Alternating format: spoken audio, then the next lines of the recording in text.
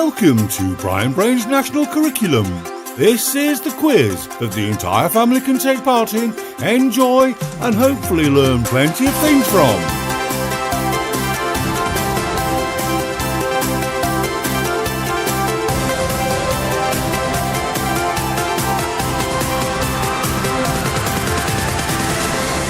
Okay, here we go. My name is Brian Brain, and if you haven't played before, don't worry about it, you'll soon get the hang of it.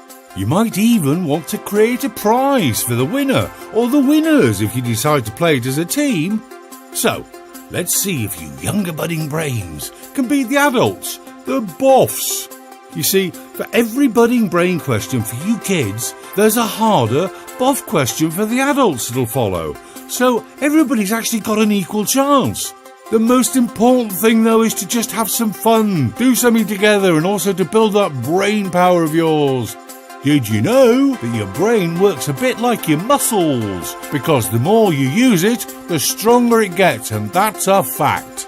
So, today's subject is history for Year 4, and we've mixed the topics up for you.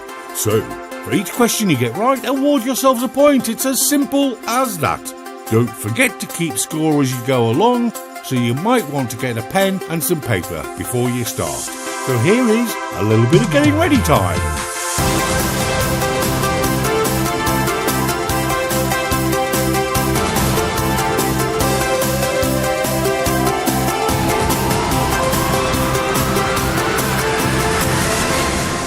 And before we do start, I want to give you one of my favourite expressions. Yesterday is history. Tomorrow is a mystery. Today is a gift. Use it well. Okay, are you ready? Let's go. Budding Brains, your first question. When the Vikings sailed to raid England and other countries, what's the name for the type of boat they used? You'll get a bit of thinking time for every question. That starts now. What type of boat did the Vikings use to raid England?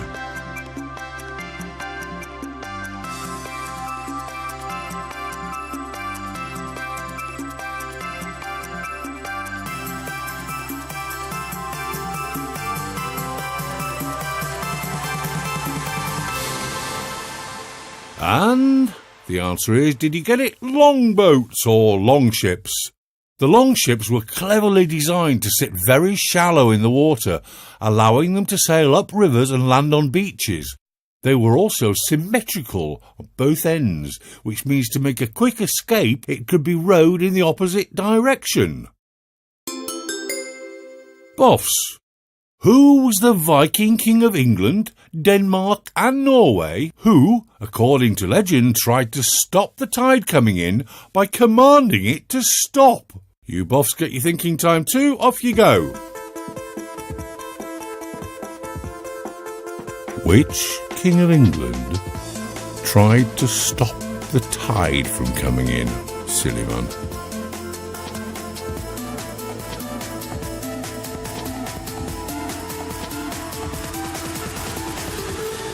And the answer is King Canute. King Canute. Canute commanded the tide to stop to prove to his advisors that he wasn't all-powerful and couldn't control the sea. Now, long before the Vikings invaded Britain, the Romans invaded. Budding Brains. Was Britain in the Stone Age, the Bronze Age or the Iron Age when the Romans invaded? Here's your thinking time. Did the Romans invade Britain in the Stone, Bronze or Iron Age?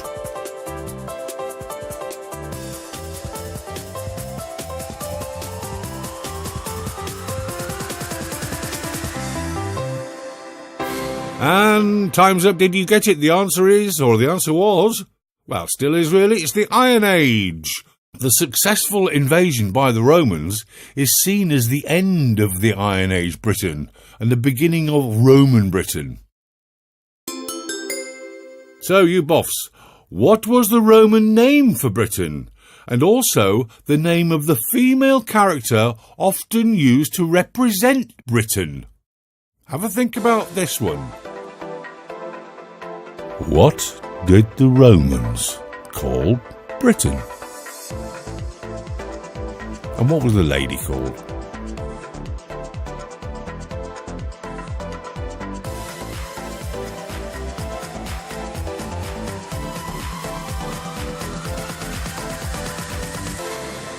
Time's up. Did you get it? It's Britannia. Rule Britannia. And all that kind of thing. Britannia is an imaginary warrior queen who represents Britain, but she's often thought to be based on a real warrior queen. Budding Brains. Your question, what was the name of the British warrior queen of the Iceni tribe? Often pictured on a chariot with spiked wheels, who led a famous revolt against the Romans. Have a think about that one. Who was the warrior queen that led a revolt against the Romans? British warrior queen. Famous lady.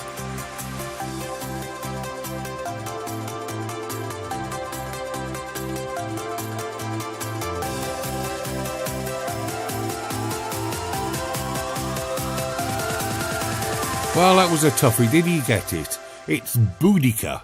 And if you said Boadicea, that's okay, because that's how she used to be known after her name was wrongly copied from a document a long time ago. So Boudica or Boadicea, same person, same point if you got it right. Boffs. The first city attacked by Boudica was the Roman town of Camulodunum. That's a mouthful. Which Essex town, which claims to be the oldest in Britain, is the modern town of Camulodunum?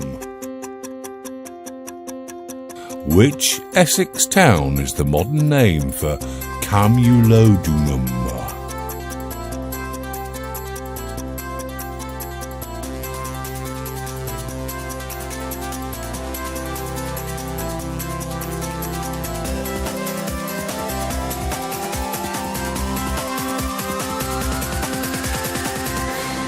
And the answer is Colchester.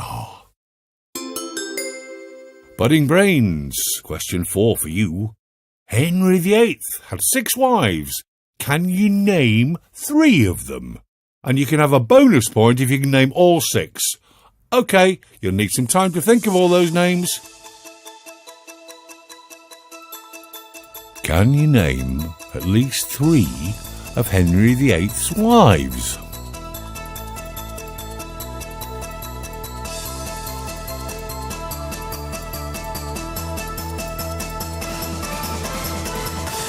And time's up. Well, how did he do with this?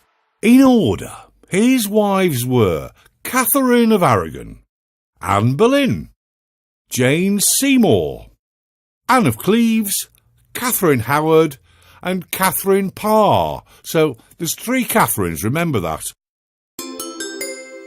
Boffs, a lot of people think that Henry was only married for a short time to each of his wives.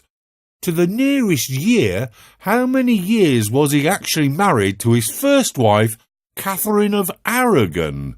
And we'll let you be a year or 2 out either way, OK? Here's your thinking time. How long were Henry VIII and Catherine of Aragon married?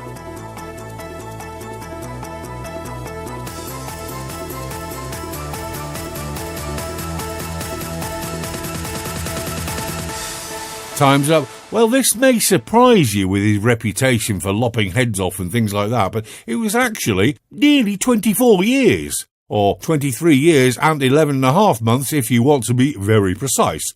So, grab yourselves a point if you said 23, 24 or 25 years. Now, Henry VIII lived hundreds of years ago, but history can also cover things that happened less than 80 years ago. In fact, as I said at the beginning, yesterday is history, tomorrow is a mystery, and today is a gift. Great expression, love it. So, where were we? Oh yes. Budding Brains. Question 5. In the 1940s, the Germans were dropping bombs all over London and other cities in Britain. A lot of children were sent away from the cities for their own protection and to live in the countryside. What were these children called? Have some thinking time.